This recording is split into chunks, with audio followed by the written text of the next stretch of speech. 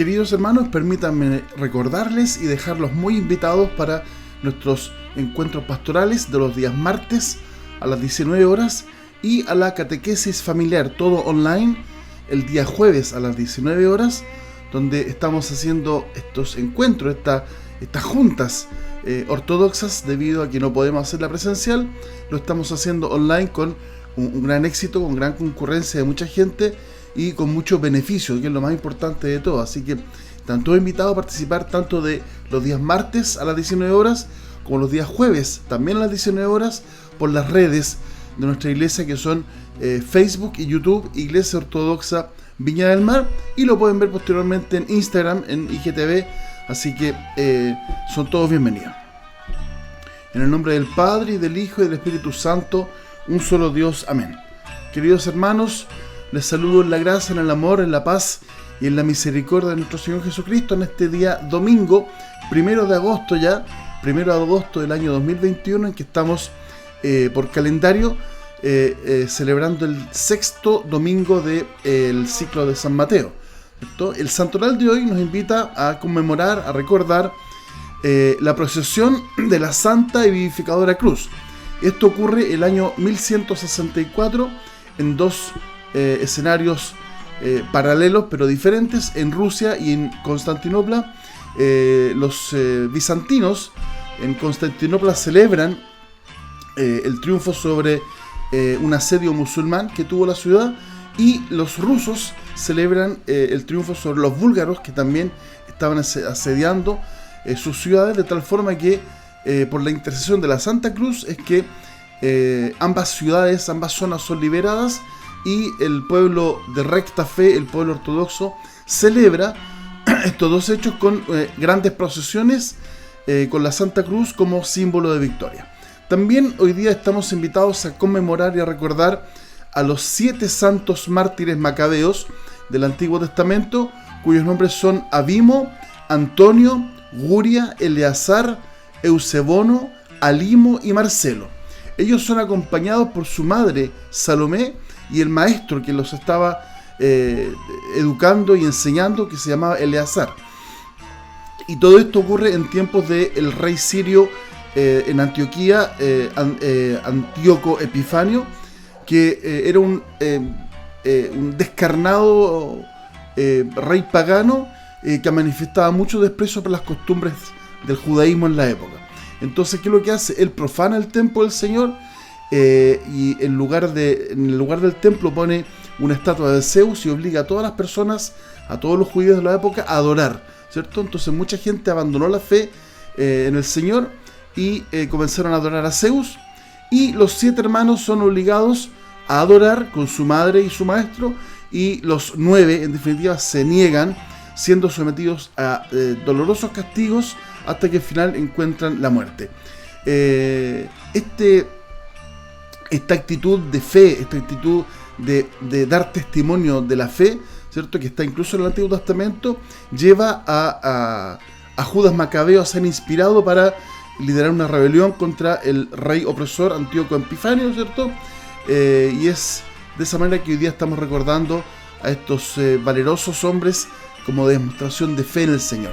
Hoy día, 1 de agosto, también nuestra Iglesia Ortodoxa comienza el gran ayuno de la fiesta de la Dormición, que celebramos el 15 de agosto, por lo tanto tenemos 14 días de ayuno completo, donde ayunamos, oramos, ¿cierto?, y pedimos la intercesión del Señor para celebrar la fiesta de la Dormición de la Santísima Virgen María.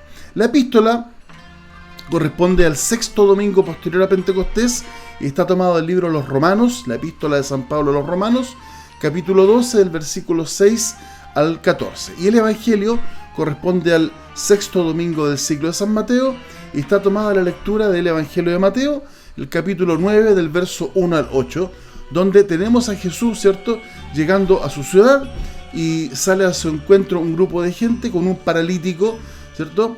Y Jesús sana al paralítico, de tal forma que se produce un encuentro con los fariseos, ¿cierto?, debido a este concepto del perdón de los pecados.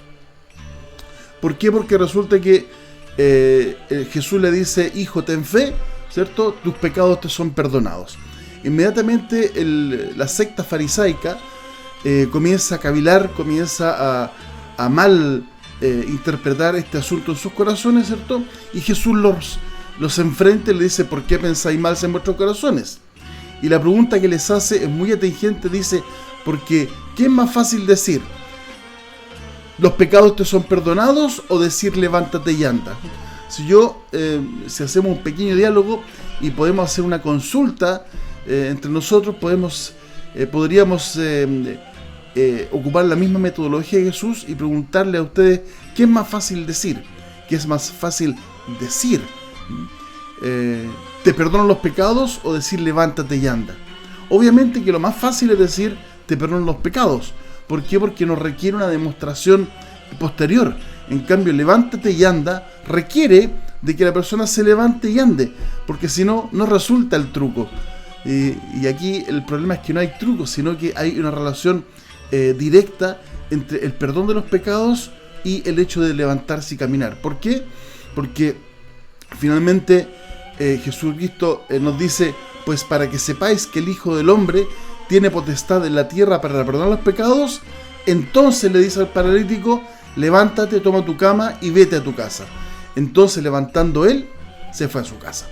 Entonces, ¿qué es lo que pasa? Jesús no solamente se enfrenta a una enfermedad corporal, que es la parálisis, sino que se enfrenta a una enfermedad espiritual, que es la incapacidad de movernos hacia el Señor. Paralíticamente espirituales estamos lanzados, estamos botados en nuestro lecho de la pasividad espiritual, de tal forma que no nos queremos mover, no queremos hacer nada por salir de ese estado de pasividad, ¿cierto? Y Jesús, ¿qué es lo que hace? Se enfrenta a ti y te dice: tus pecados te son perdonados, y la consecuencia absoluta y natural de ese perdón de los pecados es que tu cuerpo se empieza a mover, tu espíritu se empieza a desplazar de esa pasividad, ¿cierto? De ese hielo donde estaba hacia el Señor, de tal forma que ¿qué es lo que sucede contigo? ¿Qué es lo que sucede con todos? Tal como sucede con el paralítico. Entonces, levantándose él, se fue a su casa. Volver a la casa significa volver a la institucionalidad, volver a la normalidad. Recuerden que la casa es el edificio que nos alberga, ¿cierto? Es la fe. En definitiva, hoy día estamos hablando de la iglesia, porque la iglesia es la comunidad de gente invitada y congregada en torno a la fe en Jesucristo. Por lo tanto, el perdón de los pecados no es que se demuestre, sino que hay una correlación absoluta entre el dicho del Señor de perdonar los pecados y de que el paralítico se levante. ¿Por qué? Porque el Señor tiene potestad, el Señor tiene autoridad, Jesucristo tiene poder, no solamente para perdonar tus pecados y decirlo como lo dice mucha gente, sino que para demostrarlo y para que haya una consecuencia natural de que al perdonar tus pecados elimina la causa de tu parálisis, de tu inamovilidad, de tu pasividad, de tal forma que puedas levantarte y caminar y moverte y mover a toda tu gente hacia el Señor y caminar en el Evangelio.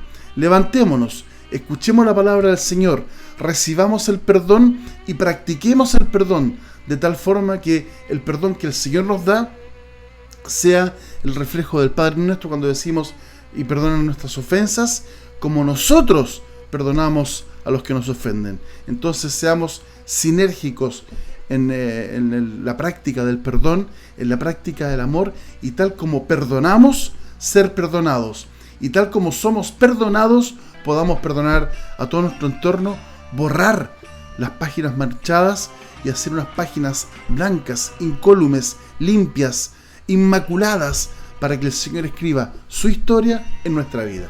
Que Dios te bendiga por siempre. Amén.